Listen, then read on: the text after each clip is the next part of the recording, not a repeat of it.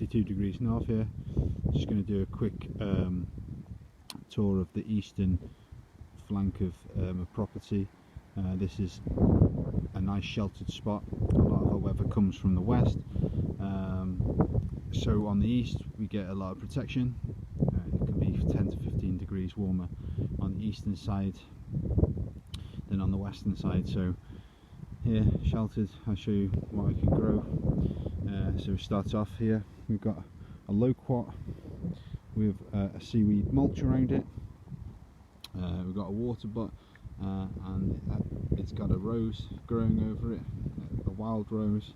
I found it on a walk and I thought I liked the look of it, so I took a cutting, stuck it in the ground, and it's covering my IBC 1000 litre water butt. It's a bit of an eyesore, so hopefully that covers that. That's been there for about I don't know, 18 months say, and it's nearly covering the whole lot of it. In there as well there's some seed grown passiflora. It was meant to be incarnata. As you can see, it's not incarnata. That was grown from seed again about 18 months ago. It's flowered for me this year and confirmed it's not incarnata but caerulea. I've been using that as a cross pollinator for my other caerulea, because even though I got two cuttings from two separate nurseries, they are exactly the same cultivar and won't set fruit for me. Next we've got the brown turkey fig. It's got fruit on it, but I think that's not going to be ready. I mean, I was pretty despondent whether that's going to actually finish fruit. It could possibly, and if it does, it's going to be mid-October to the end of October. I doubt that's going to work out for me, even though it's about 14 degrees today. Up against this wall with the sunshine, it's mid-20s, so you know, as long as the sun keeps on shining, we could possibly get figs towards mid to the end of October. Below the fig we've got a variegated Chilean guava, flambeau. It's beautiful. They call it Ugni Mollonii, but I'm not convinced. I believe it's Ugni Candeli, because if we have a look at the leaf structure,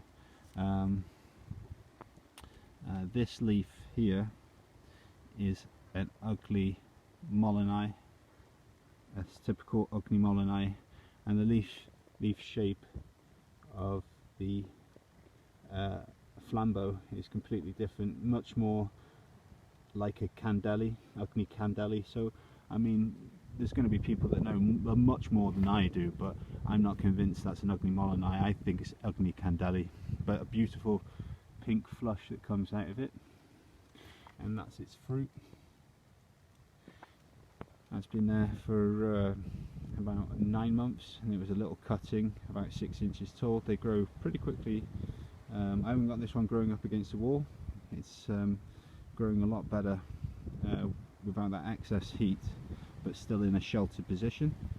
We've got some mint down here, and sheltered in the mint we've got a set of passion flower, purple passion flower. Hopefully we can get some purple passion flower growing there. Only little seedlings. I don't usually check out passion flower when they're little seedlings, so maybe they'll work, I don't know. I'm hoping this mint will keep them sort of sheltered a bit in the winter.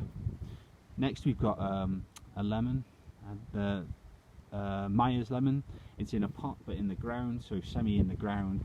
I think it's better that way. You can sort of regulate its water and its nutrients better, and you can also stop it from in the winter getting overwatered, and yeah, it just seems to be better that way. And I don't know, make sure it needs to be protected, but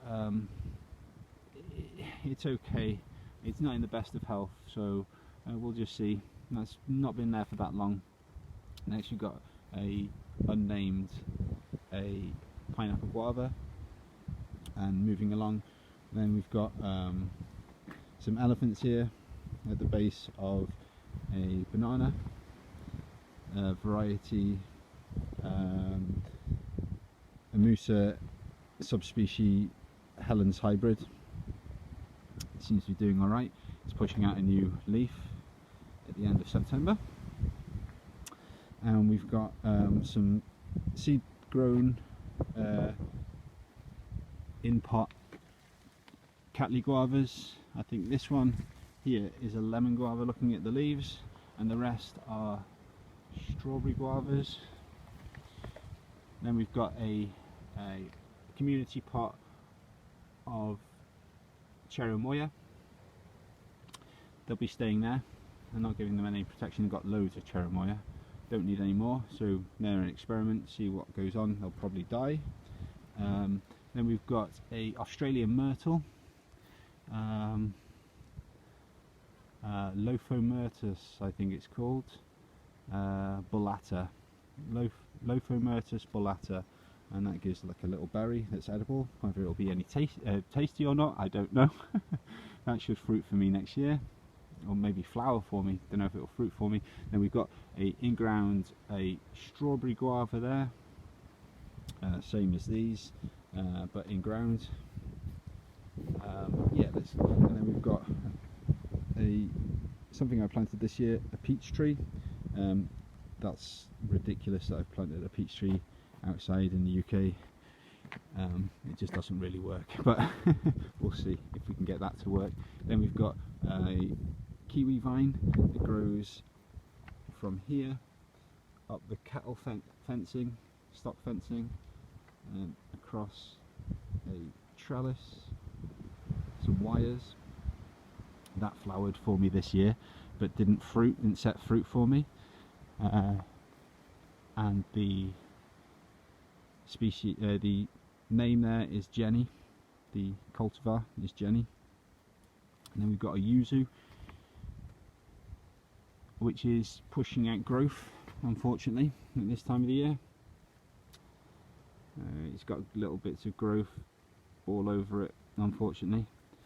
Whether, I don't think these bits of new growth are going to harden off in time, and they'll probably die back, unfortunately. But that's the way. Maybe they'll harden off. I don't know. Doubt it. But we'll just see. So that's the yuzu. We've got a ground mulch of strawberries and an ugly Molyneux, unnamed, a Chilean guava. Next to Chilean guava, we've got a recovering Passiflora millesima that is in flower again.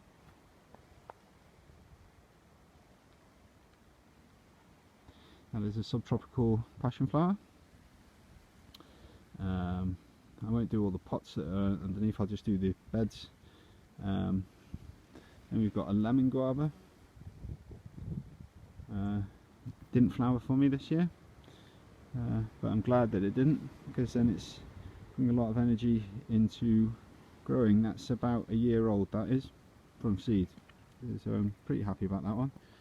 That's been there since the spring.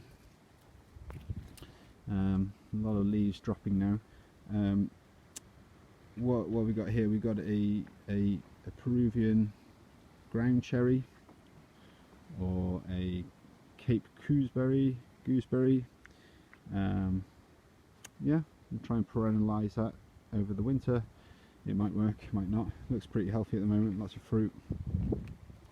Then we've got our Syzygiums. Brett did a video on his Syzygiums, those are mine. They haven't fruited for me or flowered for me this year. Next we've got a Pepino melon and a Eugenia uniflora Suriname cherry.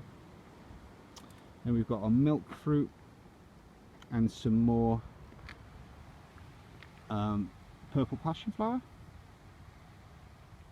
And then finally we have a bed of loquats. I ate some fruit and chucked the seeds down there, and they just grew. So I've got probably 20 loquats there.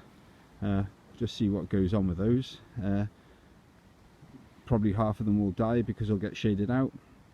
We've got a volunteer avocado. Probably came from a rat or something. We don't have squirrels here, so it probably came from a rat. I can't imagine a cat would have done it. Something buried an avocado seedling there, or seed there, and it's become a seedling. Then we've got some hardy cyclamen. I'm not sure where they originate from or whether they're hybrids. I don't know anything about flowers really, but they look nice. And then we've got a Chilean guava, the third Chilean guava we've got, and this one's called Bella Berry. This did flower for me, but I pulled off the fruits. I didn't want it to flower. I didn't want it to fruit. Sorry, you can't stop it from flowering, but I didn't want it to set fruit this year, and that seems to be growing nicely. So that's what I've got growing on the eastern side of my property. Cheers, guys.